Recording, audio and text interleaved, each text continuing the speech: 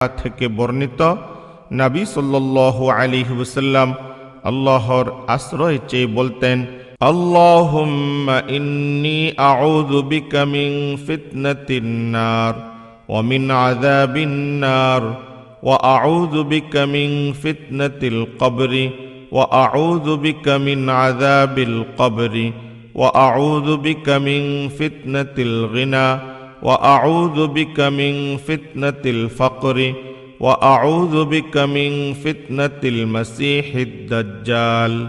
ইয়া আল্লাহ, আমি আপনার আশ্রয় চাই জাহান্নামের ফিতনা, জাহান্নামের আযাব থেকে।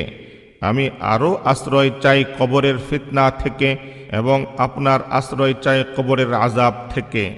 আমি আরও আশ্রয় চাই প্রাচুর্যের ফিতনা থেকে, আর আমি আশ্রয় চাই অভাবের ফিতনা থেকে। আমি আরও আশ্রয় চাই মাসীহ দাজ্জালের ফিতনা